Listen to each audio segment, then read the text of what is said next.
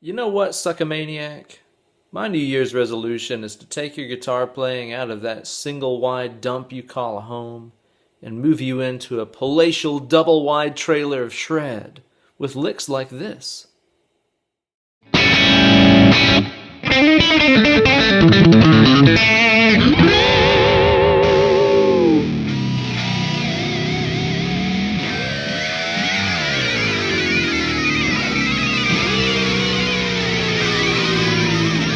Greetings, Suckamaniacs, and welcome to the first installment of Weekend Wankshop of the year 2015, here with your old pal, Uncle Ben. I'm going to take you guys on a very special guitar field trip today to my neck of the woods, the southeastern United States. Some of you guys might know already, but I'm a redneck piece of crap from East Tennessee, so I've grown up my entire life hearing a lot of twangy guitar licks like the ones we're going to explore today.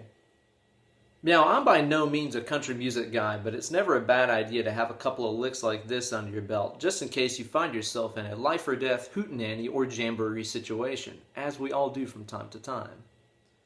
Today's lick is played over an A7 chord, and it'd be perfectly at home in any country or bluegrass or gospel kind of lead break. But you could also sneak this into a blues or blues rock kind of situation too. You've heard guys like Jimmy Page and Angus Young do this for decades now, so you can make it work there as well. It features a mix of the A blues scale, as well as some notes from an A dominant 7 arpeggio.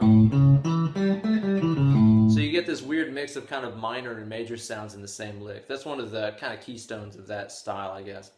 So we're going to explore that a little bit as we go along. But first things first, let's hear the lick at stepdad speed.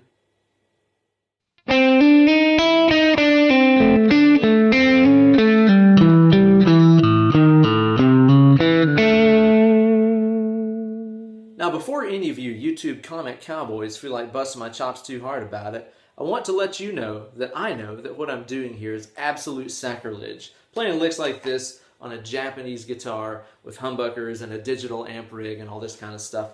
Completely evil and ass backwards of me, I know. And I fully expect to be visited by the ghost of Merle Travis tonight as punishment for my sins. Alright, let's go ahead and dig into this lick here. The sooner you get it down, the sooner you can start making out with your cousin. Here's how it's going to start off. It's going to start off very much in the A blues scale, on the C note here, G string fret 5. What I'm going to do is hit this note and do a couple of hammer-ons to fret 7 and 8. So notice I only pick the first one and then just hammer it on fret 7 and fret 8. So that's C, D, and E flat notes. From there I'm going to go to the next note in the scale, the E note, which I can find on the B string fret 5. And after I hit that note, I'm going to descend down the notes I played on the G a second ago. So I'm going to play 8, 7, pull off to 5. So far, here's what I got. I got G string, 5, hammer on to 7, hammer on to 8, B string fret 5, then I go backwards, G string fret 8, G string fret 7, pull off to fret 5. And after that, what I'm going to do is hit the root note of the scale, fret 7 on the D string, the A note. So now I have this. Oh, that wasn't right. Let's try it again. I don't charge for mistakes. After that, what I'm going to do is roll straight down onto the G string. So I went from the D string fret 7 to the G string fret 7 like that. Then I'm going to go back to root here, D string fret 7. G string fret 5, hammering on to 6, back to root note again. Now that'd be a great place just to stop the lick.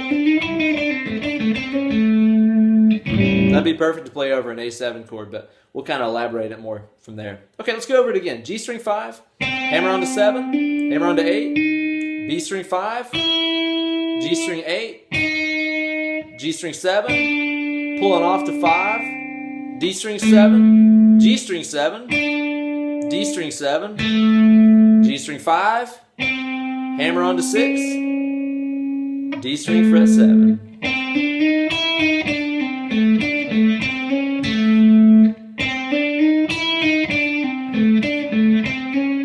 Now after we hit that note, we're going to pull off here to 5 on the D. After that, I'm going to play 7 on the A, 5 on the D. So now I got this.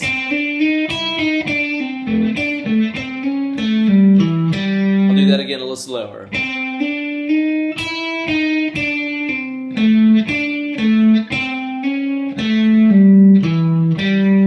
Now from here what I'm trying to do is get down into this position, kind of the A chord position. So I'm going to travel that way by doing a couple pull-offs on the A string like this. Here it is. Those pull-offs give me enough time to move into this position of the neck. Here's what I'm doing. I got fret number 7 on the A string, fret 6 on the A. Notice I just pulled both those off to open. 7 open, 6 open. And then I'm going to go from the 3rd fret on the A string, hammering on the 4th, 2nd fret D, 2nd fret G. So you can feel it kind of ends you up in this A chord position. So again, that lick was 7 pulling off to open, 6 pulling off to open, 3 hammering on to 4, 2nd D, 2nd G. So it all comes together like this.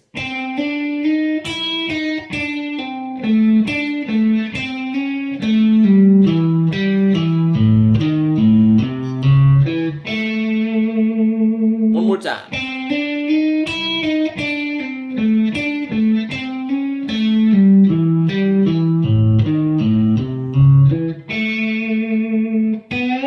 Because of the quantity of hammer-ons and pull-offs in this lick, the picking hand doesn't really have too much of a challenge, but I'll quickly go over this and show you a couple different approaches you could use. Now you could just use downstrokes and upstrokes to carry you through this lick.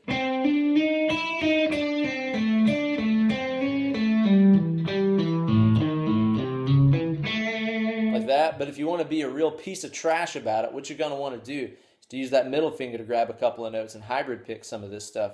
I'll do a whole lesson about hybrid picking at some point, because it has really made a huge difference to my guitar playing, but I'll kind of give you the quick idea right now. I'll be using my middle fingernail to pluck a bunch of notes here, and the basic gist of it is that anytime that you're having to dart around the strings a lot, like at the first part of this lick where I go from the G string to the B string, and then immediately back to the G string, that part, rather than make my hand dart around that much, what you can do is to use that middle finger to play the B string note. That way my pick has never really left the G string zone. You'll see it never darts down to the B because this finger's already on it. Same with the next part of the lick. You know, if I'm picking that, I got to go from the G string to the D string to the G string, then back to the D string. A lot of movement right there. So instead, what I could do is just use downstrokes with the pick, basically replace the upstrokes with hybrid pick notes. Just kind of smooth things out a little bit, and also you get a little bit different tone out of that, you know? The sound of plastic hitting the strings versus your fingernail hitting the strings has a slightly different tone to it, so you get a timbre difference there as well. So trashy. Now, one more little theory thing before I let you guys get back out into the world of boot scooting and hell raising and all that cool shit. I mentioned earlier in the lesson that this uses a combination of the A blues scale, which is A, C, D, E flat, E, G, A, as well as the notes that are in an A7 arpeggio, which are A, C sharp, E, G, A. Now there's one really major discrepancy I want to point out between those two different sets of notes right there, and it's the fact that the A blues scale has a C note in it, which in relation to the root note A is a minor third, like what a minor chord would have in it. And that A7 arpeggio has a C sharp in it, which is what we call a major third from the root, like what a major chord has in it. So licks like this have a weird combination of kind of a minor sound and a major sound at the same time. Typically that kind of thing doesn't work. Not exactly a beautiful sound, but there's something about this particular accent of music that lets us do that, to kind of mix the minor sound and the major sound just by messing around with that third. So one thing that you can do in your own licks is anytime you've got something that's based around the blues scale and you want to just add a little extra twang to it, try taking that minor third and going from minor third to major third. Just like that. And again, it automatically adds a little bit of that Southern Fried kind of flavor to it. Did it a couple times in this lick. There and here. Again, both of those examples were C, the minor third, followed by C sharp, the major third. So like I said, you could use this to spice up a little bit of anything. You've also heard this in a lot of rock songs as well. Songs like actually Juice by Steve Vai. The main lick in that is all about that, as is the song Footloose by Kenny Loggins, which those two riffs are almost the same thing anyway.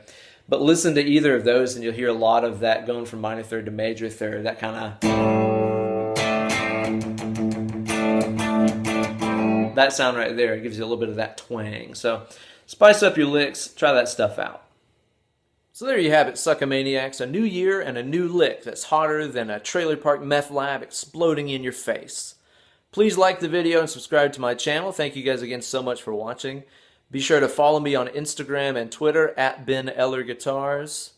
And drop me an email, benellerguitars@gmail.com, to hook up some one-on-one Skype lessons with me. I'd love to work with you on theory and improv and all that cool stuff that you need in your life. So hit me up, put the word lessons in the subject line. I'll get back to you and we'll book a time to do some Skype lessons one-on-one. Thanks so much. Stay tuned, and I'll see you guys in about a week. Peace.